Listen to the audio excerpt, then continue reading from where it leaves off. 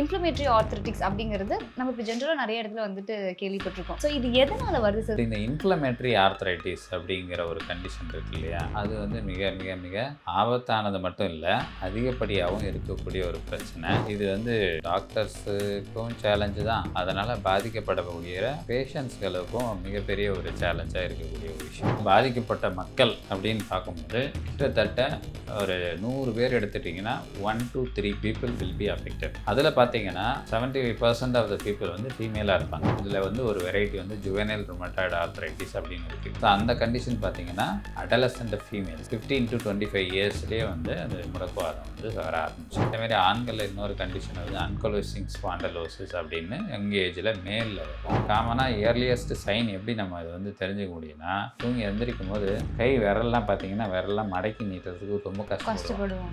That is called early morning stiffness. நார்மலாக வந்து கை மடக்கி நீட்டுறதுக்கு அவங்களுக்கு ஒரு 1/2 ஹவர்லேருந்து 1 hour ஆகிடும். ஆத்திரம் நேயர்களுக்கு வணக்கம். எல்லாரும் நல்லா இருப்பீங்கன்னு சொல்லி நினைக்கிறோம். நாங்களும் ரொம்பவே நல்லா இருக்கோம். இன்னைக்கு இந்த வீடியோவில் நம்ம எந்த டாபிக் பற்றி பேச போகிறோம் அப்படின்னு சொல்லி பார்த்தீங்கன்னா, இன்ஃப்ளமேட்டரி ஆர்த்ரைட்டிஸ் பற்றி தான் பேச போகிறோம். ஸோ அதுக்காக இன்னைக்கு நம்ம கூட யார் ஜாயின் பண்ணியிருக்காங்க அப்படின்னு சொல்லி பார்த்தீங்கன்னா, ஆர்த்தோ சர்ஜனான சின்னதுரை சார் தான் ஜாயின் பண்ணியிருக்காரு. அவர் நம்ம வெல்கம் பண்ணிடலாம். வணக்கம் சார். வணக்கம். எப்படி இருக்கீங்க சார்? நல்லா இருக்கேன். இன்ஃப்ளமேட்டரி ஆர்த்ரைட்டிஸ் அப்படிங்கிறது நம்ம இப்போ ஜென்ரலாக நிறைய இடத்துல வந்துட்டு கேள்விப்பட்டிருக்கோம். ஃபார் எக்ஸாம்பிள் தமிழில் சொன்னால் முடக்குவாதம்னு சொல்லுவாங்க, சரவாங்கின்னு சொல்லுவாங்க. ஸோ இது எதனால் வருது சார்? காசஸ் ஃபார் திஸ் இது வந்துட்டு என்னவா இருக்கும் சார்? ஸோ காமனாக வந்து நமக்கு எல்லாருக்கும் வந்து இன்றைக்கி அவேராக தெரிஞ்ச விஷயம் என்னென்னா, ஆர்த்ரைட்டிஸ் அப்படின்னா தேய்மானம் அப்படிங்கிறது எல்லாருக்கும் தெரியும். ஸோ வாழ்க்கையில் எல்லாரும் மனிதர்களும் ஆர்த்ரைட்டிஸை ஃபேஸ் பண்ணுவாங்க. பட் வியாதி இல்லாமல் வந்து ஃபேஸ் பண்ணக்கூடிய ஆர்த்ரைட்டிஸ் அப்படிங்கிறது வந்து ஆஸ்டியோ ஆர்த்ரைட்டிஸ். வயசானால் வேர் அண்ட் டேர் அப்படி மூலம் வர்றது வந்து ஆஸ்டியோ ஆர்த்ரைட்டிஸ் அப்படின்னு சொல்கிறோம்.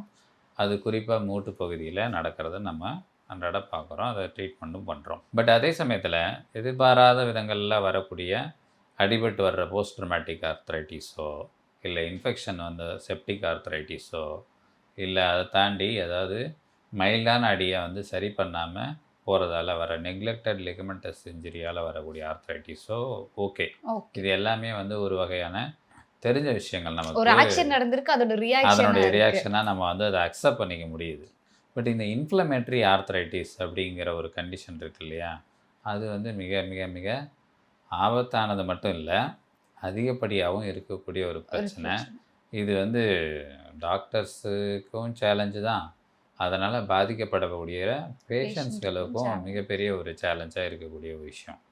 குறிப்பாக வந்து பார்த்தோம்னா, இன்ஃப்ளமேட்டரி ஆர்த்ரைட்டிஸ் அப்படின்னா என்ன அர்த்தம் அப்படின்னா, நம்ம பாடியில் எல்லாத்துக்குமே வந்து இம்யூன் சிஸ்டம், நோய் எதிர்ப்பு சிஸ்டம் அப்படின்னு ஒன்று உண்டு. இது வந்து இறைவன் படைப்பால் உள்ள ஒரு அமைப்பு. இந்த அமைப்பில் வந்துட்டு அதனுடைய purpose, the creativity of immune system is to protect us, அதாவது நம்மளை பாதுகாக்கிறதுக்காக இருக்கிறது. குறிப்பாக நம்மளுக்கு ஏதாவது ஒரு இன்ஃபெக்ஷன் வருது, ஒரு பாக்டீரியல் இன்ஃபெக்ஷன், கோவிட் இன்ஃபெக்ஷன், இல்லை எனி ஃபங்கல் இன்ஃபெக்ஷன் எது வந்தாலும், இல்லை நம்ம உடம்புலேயே ஏதாவது அப்நார்மலான விஷயங்கள் நடக்குதுன்னா, இந்த இம்யூன் செல்ஸ் அப்படி இம்யூன் சிஸ்டம் தான் போயிட்டு அதை வந்து ஃபைட் பண்ணி நம்மளை காப்பாற்றுது. ஸோ அப்போ வந்து நம்மளுடைய உண்மையான நண்பன் இம்யூன் சிஸ்டம் தான். இங்கே என்ன நடக்குதுன்னா, இந்த இம்யூன் சிஸ்டத்தில் சில ஜெனட்டிக் சேஞ்சஸ், அது எப்படின்னா, நார்மலாக எல்லாமே நம்ம பாடியோட இன்டர்னல் கோர் வந்து ஜீன்ஸ் தான். அந்த ஜெனட்டிக் ஆல்ட்ரேஷன்ஸ் வந்து அப்நார்மலாக நடக்கும்போது அதுக்கு காரணமாக வந்து நம்ம வந்து ஒரு பேரண்ட்ஸ் மூலம் தான் வரும் அப்படின்றதும் கிடையாது. வரலாம், ஃபஸ்ட் ஜென்ரேஷன் மூலம் வந்து டிரான்ஸ்மிட் ஆகலாம். பட் இது ஸ்போராடிக்காக யாருக்கு வேணால் நடக்கலாம். அப்படி இந்த ஜீனில் எதிர்பாராத விதமாக சில மாற்றங்கள் ஏற்படும்போது அந்த விஷயம் என்ன பண்ணுன்னா, நம்ம மூட்டுகளில் ஜாயின்ஸில் இருக்கக்கூடிய ஜவ்வு பகுதி சொல்கிறோம் இல்லையா, சைனோவியம் அப்படிங்கிறது வந்து எல்லா மூட்டுகளுக்கும் அந்த கார்டிலேஜை ஒரு ஸ்மூத்தாக வந்து லூப்ரிகேஷன் வச்சு அதுக்குள்ளே இருக்கிற சைனோவில் ஃப்ளூயிடு வழியாக ஹெல்த்தியாக பார்த்துக்கிறது. ஸோ அது வந்து நார்மலாக இருக்கக்கூடியது, அதை வந்து எதிரியாக நினச்சிக்கும். ஸோ அந்த நார்மலாக இருக்கக்கூடிய நல்ல விஷயத்த இது வந்து எதிரியாக நினச்சி அதை போய் பாதிக்கும். அதை போய் பாதித்து அதை வந்து அந்த தேய்மானத்தை உருவாக்குற மாதிரி ஒரு தன்மையை பாதித்து ரணத்தையும் வலியையும் கொடுக்கக்கூடிய ஒரு கண்டிஷனுக்கு பேர் தான் இன்ஃப்ளமேட்டரி ஆர்த்ரைட்டிஸ். ஸோ அப்போ ஐடியலாக என்னென்னா, நமக்கு கெட்டதை அழிக்கிறதுக்காக உருவாக்கப்பட்டது தான் immune immune system. That is a friend. friend. Is a friend. ஆனால் இங்கே வந்து நமக்கு எனிமியாக மாறல, துரோகியாக மாறுறான். ரைட்டா? என்னடா டாக்டர் வந்து நண்பன், எதிரி, தோல்வி இந்த மாதிரி கடுமையான சொற்கள்லாம் சொல்கிறோன்னு யோசிக்க வேண்டாம். சரி, ஆரம்ப கட்டத்துலேருந்தே இந்த மெடிக்கல் ஃபீல்டில் வந்த நாட்கள்லேருந்தே ரொம்ப நாட்கள் இந்த மாதிரி கண்டிஷன்ஸ் எல்லாம் பார்க்கும்போது நானும் யோசிப்பேன். சரி, எந்த விதமான தவறும் செய்யாத ஒரு மனிதர்கள் எதுக்காக இவ்வளோ தூரம் கஷ்டப்படணும்? ஸோ இது உருவாக்கப்பட்டதே வந்து இதை பாதுகாக்க தானே. ஸோ இவங்க எதுவுமே தப்பும் செய்யலை அப்படிங்கிற பட்சத்தில் அந்த ஆல்ட்ரேஷன் வந்து யாருக்கு வேணால் நடக்கலான்ற மாதிரி இருக்கும்போது அந்த டிசீஸ் வர்றவங்களால் அந்த ஜாயின்ஸ்குள்ளே இருக்கக்கூடிய சைனோவியம் வந்து பாதுகாக்காமல் அதை போய் அந்த கார்டிலேஜை டேமேஜ் பண்ணி பெயினை கொடுக்காம அவங்க வாழ்க்கையை முடக்கி போடுது இல்லையா? அதில் ஒன் ஆஃப் த திங் தான் முடக்குவாதம். ருமட்டாய்டு ஆர்த்ரைட்டிஸ் அப்படிங்கிறது ஒரு சிவியர் ஃபார்ம் ஆஃப் அந்த ஜாயின்ஸ்களை பாதிக்கக்கூடிய ஆட்டோஇம்யூன் டிசார்டர். இப்படி வரக்கூடிய எல்லா டிசார்டர்ஸையும் நம்ம ஆட்டோஇம்யூன் டிசார்டர் சொல்கிறோம். இது மஸ்குலோஸ்கெலிட்டல் சிஸ்டமில் வந்து வரக்கூடியது வந்து, அதாவது மஸ்குலோஸ்கெலிட்டல்னா ஜாயிண்ட் அண்ட் மசில்ஸ், இதை வந்து அஃபெக்ட் பண்ணுறத நம்ம வந்து இன்ஃப்ளமேட்டரி ஆர்த்ரைட்டிஸ் அப்படின்னு கொண்டு போகிறோம். பட் இதோட நிற்கிறது இல்லை. இது மாதிரி ஆட்டோஇம்யூன் டிசார்டர்ஸ் வந்து உடம்புல ஏகப்பட்ட கண்டிஷன்ஸில் ஏகப்பட்ட ஆர்கன்ஸை அஃபெக்ட் பண்ணுறது இருக்குது. ஃபார் எக்ஸாம்பிள் ஸ்கின்னில் வர்றதுக்கு பேர் சோரியாசிஸ், தைராய்டில் வர்றது ஹஷிமோட்டோஸ் தைராய்டிட்டிஸ், அதே மாதிரி Sjogren syndrome, mixed connective tissue disorders, reactive arthritis, psoriatic arthritis, inflammatory bowel disease. இப்படி இதில் என்ன பிரச்சனைனா, இந்த மாதிரி ஆட்டோஇம்யூன் கண்டிஷன்ஸு பல ஆர்கன்ஸை டார்கெட் பண்ணி வந்தாலுமே அதுலேயுமே இது வந்து ஜாயின்ஸையும் அஃபெக்ட் பண்ணும். ஓகே. ஸோ இப்படி வந்து ஒரு பிரச்சனையும் இருக்க தான் செய்யுது. இதில் நம்ம டிஸ்கஸ் பண்ண போகிற விஷயம் வந்து ரொம்ப காமனாக இருக்கக்கூடிய அந்த இன்ஃப்ளமேட்டரி ஆர்த்ரைட்டிஸ்க்கெல்லாம் ஹெட்டு, தி கிங் மேக்கர் அப்படின்னு சொல்லி பாதிப்பை கொடுக்கக்கூடிய ருமட்டாய்டு ஆர்த்ரைட்டிஸ், அதாவது சீரோ பாசிட்டிவ் ருமட்டாய்டு ஆர்த்ரைட்டிஸ், அல்லது இது தமிழில் சரவாங்கின்னு சொல்லுவாங்க. இது முடக்கு வாதம் அப்படின்னு சொல்லுவாங்க. வாதம் என்றால் அதாவது பட்டு போகிறது, செயலிழந்து போகிறது. பக்கவாதம்னா இப்போ வந்து நமக்கு ஸ்ட்ரோக் வந்து ஒரு சைடு வேலை செய்யாமல் போகிறது, இல்லை ஸ்பைனில் வந்து பேரலைஸ் ஆனிச்சுன்னா அது வந்து வாதம்னு சொல்கிறோம் இல்லையா? இப்போ இந்த இடத்துல வந்து கை கால் செயலிழந்து போகலை, அந்த வலியின் காரணமாக அவங்களுக்கு வந்து அந்த அளவுக்கு முடக்கு போடுறதால இது முடக்குவாதம் அப்படின்று தமிழில் சொல்லுவாங்க. ஸோ இது வந்து எதனால் நடக்கும் அப்படின்னு பார்த்தீங்கன்னா, இந்த முடக்குவாதத்தில் மற்ற கண்டிஷன்ஸ், அதாவது ஜாயிண்ட்டை பாதிக்கக்கூடிய மற்ற கண்டிஷன்ஸை பார்க்கும்போது இதனுடைய சிவியாரிட்டி வந்து ரொம்ப சீரியஸாகவும் இருக்கும், ஜாஸ்தியாகவும் இருக்கும். இதுக்கு வந்து கண்ட்ரோலில் வச்சுக்க முடியுமே தவிர கம்ப்ளீட்டாக ரிமூவ் பண்ண முடியாதுன்ற ஒரு சூழ்நிலையும் உண்டு. ஓகே சார், நீங்கள் சொன்னீங்க இது வந்துட்டு ஜெனட்டிக்கலாக வரலாம், அப்படி இல்லைன்னா வந்துட்டு ஆட்டோஇம்யூன் தான், எந்த ஒரு ரீசனுமே இல்லாமல் வரக்கூடிய ஒரு ஆர்த்ரைட்டிக்ஸ் அப்படின்ற மாதிரி வந்து சொல்லியிருக்கீங்க.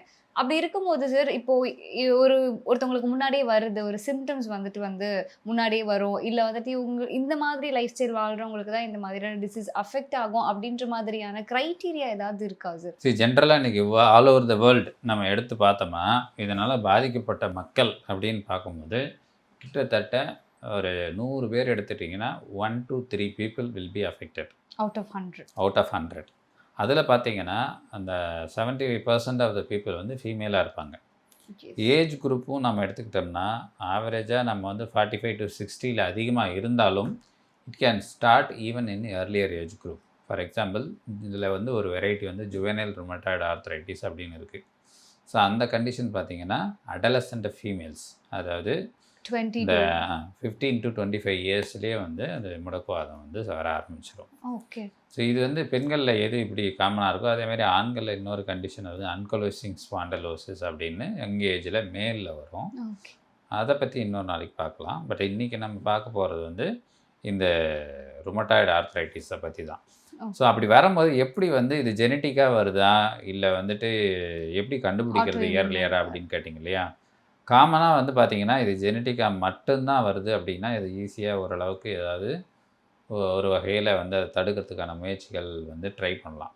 பட் இது வந்து ஃபஸ்ட்டு டிகிரி ரிலேட்டிவ்ஸில் இருந்தால் சான்ஸ் இருக்கே தவிர ஆனால் வரும்னு சொல்ல முடியாது. ரைட்டா? நம்பர் 1. நம்பர் 2, இதனுடைய மோஸ்ட் காமன் காஸ், அதாவது காமனஸ்ட் ரீசன் ஒரு பிரச்சனைக்கு என்னன்னு கேட்டிங்கன்னா இடியோபதிக். இடியோபதி. இடியோபதிக்குன்னா என்னென்னா காரணம் தெரியவில்லை. ஓகே. இன்னைக்கு வரைக்கும் ரிசர்ச் இடி போயிட்டு விழுந்த மாதிரி இருக்குமே சார் வந்தவங்களுக்கு. ஸோ இடியோபதிக் அப்படின்ற அதற்கான எக்ஸாக்ட் ரீசன் வந்து இன்னைக்கு வரைக்கும் நமக்கு புரியாத ஒரு புதிராக தான் புதிராவே இருக்குது. இருக்கு. மூணாவதாக பார்த்தோம்னா இது வந்து ஸ்போராடிக் அப்படின்னு சொல்கிறாங்க. ஸ்போராடிக்னா என்ன அர்த்தம்னா எந்த நேரத்துலையும் எந்த சூழ்நிலையிலையும் யாருக்கு வேணால் இது வரலாம். வரலாம். இதுக்கு இதுதான் ஸ்பெசிஃபிக் ரீசன்ஸ்னு சொல்ல முடியாது. ஆல் ஆஃப் சடன் ஒரே நாள்ல இது டெவலப் ஆயிடுமா sir? All of sudden develop ஆகுது. அதை தாண்டி சொல்லக்கூடிய சில கருத்துக்கள்னு பார்க்கும்போது எக்ஸசிவாக ஸ்மோக் பண்ணுறவங்க, ரொம்ப ஒபீஸாக இருக்கிறவங்க, இல்லை வேறு சில டிசார்டர்ஸை வந்து அதிகமாக வந்து கண்ட்ரோலில் வச்சுக்காதவங்க, அதை தாண்டி வந்து ஹெல்த்தி ஃபுட் ஹேபிட்ஸ் இருக்காதவங்க, ஸ்ட்ரெஸ் அதிகமாக இருக்கிறவங்க, தூக்கம் சரியாக தூங்காதவங்க, இந்த மாதிரி இருக்கிறவங்களுக்கும் இது வந்து வர்றதா நம்ம வந்து பார்க்க முடிகிறது. பட் இதுதான் வந்து எக்ஸாக்ட் காசு, இதனால் மட்டும்தான் இவங்களுக்கு வரும் அப்படின்னு நம்ம சொல்ல முடியாது. ஆல் ஆஃப் அ சடன் இது வராது. யூஸ்வலாக இது வந்து ஒரு சிஸ்டமிக் டிசார்டர். சிஸ்டம்னு என்ன, என்டையர் பாடியை இன்வால்வ் பண்ணக்கூடிய ஒரு பிரச்சனை. இது காமனாக அஃபெக்ட் பண்ணுற இடம் வந்து ஸ்மால் ஜாயின்ட்ஸ், சின்ன சின்ன ஜாயின்ட்ஸ். ஃபர்ஸ்ட் ஸ்டார்டிங் வந்து ஹேண்ட் அண்ட் ஃபுட், அதில் இருக்கக்கூடிய ஸ்மால் ஜாயின்ட்ஸ் தான் வந்து இது அஃபெக்ட் ஆகும். இந்த அஃபெக்ட் ஆகும்போது காமனாக இயர்லியஸ்ட் சைன் எப்படி நம்ம இது வந்து தெரிஞ்சுக்க முடியும்னா, அவங்க தூங்கி எந்திரிக்கும் போது ஏர்லி மார்னிங் ஸ்டிஃப்னஸ் அப்படின்னு சொல்லுவாங்க. தூங்கி எந்திரிக்கும் போது கை விரல்லாம் பார்த்தீங்கன்னா விரல்லாம் மடக்கி நீட்டுறதுக்கு ரொம்ப கஷ்டப்படுவாங்க. That is called early morning stiffness. இன்னும் சொல்லப்போனால் அவங்க திருப்பி திருப்பி திருப்பி அப்படியே பண்ணிக்கிட்டே இருப்பாங்க. அந்த திருப்பி பண்ணிகிட்டு இருந்த ஒரு நார்மலாக வந்து கை மடக்கி நீட்டுறதுக்கு அவங்களுக்கு ஒரு 1/2 ஹவர்லேருந்து 1 ஹவர் ஆகிடும். Okay. So this is a classical presentation and initial symptom for rheumatoid arthritis. இது டெவலப் ஆகிறதுக்கான இனிஷியல் ஸ்டேஜஸ். பட் கொஞ்ச நாள் கழித்து பார்த்தீங்கன்னா இது வந்து நான் ஆல்ரெடி சொன்ன மாதிரி இது வந்து ஒரு சிஸ்டமிக் டிசார்டர்னால் என்ன அர்த்தம்னா இது வந்து ஜாயிண்ட்டுகளை மட்டும் பாதிக்குதானா கிடையாது. இது கண்ட்ரோலில் வச்சுக்கலைன்னா உடம்புல இருக்க மேஜர் ஆர்கன்ஸையும் இது பாதிக்கும். அதனால் இதனுடைய ஏர்லி ட்ரீட்மெண்ட் வந்து ரொம்ப ரொம்ப முக்கியம். பட் அதே சமயத்தில் இது முக்கியமான விஷயம் நம்ம என்ன புரிஞ்சுக்கணும் அப்படின்னா, இது துரோகின்னு நான் சொன்னேன் இல்லையா, இந்த இம்யூன் சிஸ்டம் துரோகி ஆகிடுச்சு. பட் துரோகின்னு தெரிஞ்சும் ஒருத்தனை நம்ம வந்து தூக்கி போட முடியுமா? எல்லாரும் வந்து இந்த சொல்லுவாங்க, நண்பனை கூட மன்னிச்சிடலாம், எதிரியை கூட மன்னிச்சிடலாம், துரோகியை மன்னிக்கூடாதுன்னு சொல்லுவாங்க இல்லையா. பட் அப்படிப்பட்ட ஒரு விஷயத்தில் இந்த இம்யூன் சிஸ்டம் துரோகியாக மாறினாலும் you have to live with it. You can't take it away from your body. நிறைய இருக்குது. பட் பாயிண்ட் இஸ் அதே இம்யூனிட்டியோட தான் நம்ம வாழ போகிறோம். ஐடியலாக நம்ம சயின்டிஃபிக்காக ரொம்ப ரிசர்ச் பண்ணி பார்த்ததில் என்ன தெரிய வருதுன்னா, இது HLA-DR4 அப்படிங்கிற ஒரு ஜீனில் வந்து ஒரு அமினோ ஆசிட், அதாவது IgM ஆன்டிபாடி அப்படிங்கிறது வந்து IgG ஆன்டிபாடியாக மாறுறதால வரக்கூடிய ஒரு விளைவு தான் இது எல்லாமே. அது மட்டும் இல்லாமல் இங்கே என்ன நடக்கும்னா, இந்த T செல், அதாவது T செல், B செல் அப்படிங்கிறதெல்லாம் வந்து இம்யூன் செல்ஸ். இந்த செல்ஸ் எல்லாம் போயிட்டு நம்ம சைனோவியம் அப்படிங்கிற ஜவ்வு இருக்கு இல்லையா, இது எங்கெங்கே இருக்கும் அப்படின்னு பார்த்தீங்கன்னா ஜாயிண்ட்டுக்குள்ளே இருக்கும், எல்லா மூட்டுகளுக்குள்ளே இருக்கும். அதை தாண்டி இந்த டெண்டன் அப்படிங்கிறது சதையோட எண்டு, லிகமெண்ட் அப்படிங்கிறது சதையோட எண்டு. அந்த ரெண்டும் போய் எங்கே அட்டாச் ஆகும், போனில் அட்டாச் ஆகும். அந்த இடத்துக்கு பேர் வந்து அங்கே வந்து சைனோவியம் இருக்கும். அதாவது மசிலோ இல்லை லிகமெண்டோ எலும்பில் போய் சேர்ற இடத்துல சைனோவியம் இருக்கும். அந்த இடத்துல வந்து ரணத்தை உருவாக்கும், அந்த சைனோத்தையும். அதுக்கு பேர் என்திசைட்டிஸ். ரெண்டாவது, இந்த ஜாயிண்ட்டுக்குள்ளே சைனோவியம் இருக்கும், அதை வந்து வீங்க வைக்கும், ரணமாக்கும். அதுக்கு பேர் சைனோவைட்டிஸ் இன்சைட் த ஜாயிண்ட். மூணாவது, நம்ம உடம்புல எல்லா இடமும் இருக்கிற மாதிரி போனு ஹார்ட் ஸ்ட்ரக்சர், மசில்ஸு, லிகமெண்ட்ஸு, மற்ற ஆர்கன்ஸ் எல்லாமே கொஞ்சம் சாஃப்ட்டு. ஸோ இது எல்லாமே வந்து ஒன்றா சேர்ற இடத்துல அந்த ஃப்ரிக்ஷனல் இருக்கக்கூடாதுன்னு சொல்லிட்டு இந்த ஃப்ளூயில் ஃபில்டு கேவிட்டிஸாக நிறைய உடம்பு ஃபுல்லாக உண்டு. அதுக்கு பேர் பர்சா. தமிழில் சொல்லணும்னா ஜவ்வுன்னே சொல்லிக்கலாம். அது வந்து இந்த பர்சா எல்லாம் என்ன பண்ணணும்னா அதுவும் வந்து சைனோவியத்தால் உருவானது தான். அதையும் இது வீங்க வச்சிடும். ஸோ அதனால தான் இதனால பாதிக்கப்பட்டவங்க கரெக்டாக ட்ரீட்மெண்ட் எடுக்காத முன்னாடியோ பார்த்தீங்கன்னா எல்லா இடத்துலையும் வந்து வீக்க தான் இருக்கும். உடம்பு ஃபுல்லாக வந்து அந்த ஜவ்வு இருக்கிற இடம். என்திசைட்டிஸ், சைனோவைட்டிஸ், பர்சைட்டிஸ் அப்படிங்கிற 3 விஷயத்தோட இவங்க வருவாங்க. இதில் வந்து காமனாக ஆல்ரெடி நான் சொன்ன மாதிரி ஏர்லி மார்னிங் ஸ்டிஃப்னஸ், அதாவது காலையில் எந்திரிச்ச உடனே கை காலெல்லாம் எல்லாம் அசைக்கவே முடியல, அது வந்து கொஞ்சம் நேரம் கழித்து தான் அந்த கையே என்னால் வந்து வேலை செய்ய முடியுது. அப்படி தான் வந்து ஓபிடியில் வரும்போது பேஷண்ட்டோட ஃபஸ்ட்டு கம்ப்ளைண்ட்டாக இருக்கும். ஓகே. ரெண்டாவது கம்ப்ளைண்ட்டுன்னு பார்த்தீங்கன்னா, அவங்களுக்கு வந்து இந்த மல்டிபிள் ஜாயிண்ட் பெயின் இருக்கும். ஓகே. மல்டிபிள் ஜாயிண்ட் பெயின்னா உடம்பு ஃபுல்லா எல்லா ஜாயிண்ட்லேயும் வந்து பெயின் இருக்கிற பெயின். மாதிரி ஒரு ஃபீல் இருக்கும். 3வது சிமெட்ரிக்கல். சிமெட்ரிக்கல்னால் என்ன அர்த்தம்னா, ஒரு சைடு தான் இருக்குது, இந்த சைடு இல்லை அப்படின்னு இருக்காது. ஓ. ஸோ எல்லா சைடும் எல்லா சைடும் ஈக்குவலாக வலி இருக்கும். எஃபெக்ட் இருக்கும். ஓ.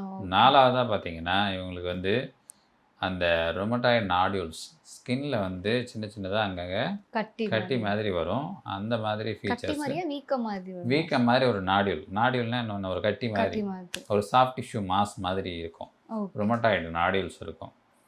5வதா பார்த்தீங்கன்னா, இவங்களுக்கு வந்து ரொமட்டாய்டு ஃபேக்டர் அப்படிங்கிற ஒரு டெஸ்ட்டு. அது வந்து ஒரு புரோட்டீன். அந்த ஆன்டிபாடி உருவாகிறது.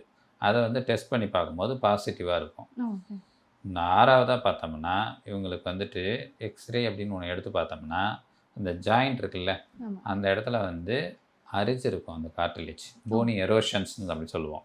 2வது முக்கியமான ஃபீச்சர் என்னென்னா, இவங்களுக்கு யூசுவலாக நாங்கள் வரும்போது எடுக்கிற எக்ஸ்ரே வந்து hand and wrist x-ray. Okay. இதில் வந்து பார்த்தோம்னா, இந்த ஜாயிண்ட், அதாவது போனு சேர்ற இடம் ஜாயிண்ட்டு. ஓகே. அதுக்கு நடுவில் இருக்கிறது கார்டிலேஜ். அதுதான் அந்த ரப்பர் மாதிரி கவர் பண்ணி அந்த ப்ரொடெக்ட் பண்ணுது. போன் ரப்பாக. ஒரு அதை சுற்றி இருக்கிற ஜவ்வு தான் சைனோவியம். அதுக்கு உள்ளே இருக்கிற ஃப்ளூயிடு தான் சைனோவியல் ஃப்ளூயிடு. ஸோ அப்போ அந்த எக்ஸ்ரேல பார்க்கும்போது இந்த ஜாயிண்ட்டு கிட்ட மட்டும் அந்த டென்சிட்டி கம்மியாக இருக்கும். அது கருப்பாக இருக்கும். ஜாயிண்ட்டோட போனோட சென்டரில் ஒயிட்டாக நல்லா டெபாசிஷன் நல்லாயிருக்கும். அது பேர் வந்து ஜெக்ஸ்ட்ரா ஆர்டிகுலர் ஆஸ்டியோபீனியா. ஸோ இந்த மாதிரி சொன்னேன் இல்லையா, ஒரு 7 ஃபீச்சர்ஸு. இந்த 7 ஃபீச்சர்ஸில் அட்லீஸ்ட்டு ஒரு 4 ஃபீச்சர்ஸ் இருந்தால் இது confirm inflammatory arthritis. Confirm of rheumatoid arthritis. Rheumatoid arthritis அப்படிங்கிறது. Sir thank you so much sir. நிறைய இன்ஃபர்மேஷன் வந்துட்டு ஷேர் பண்ணியிருக்கீங்க.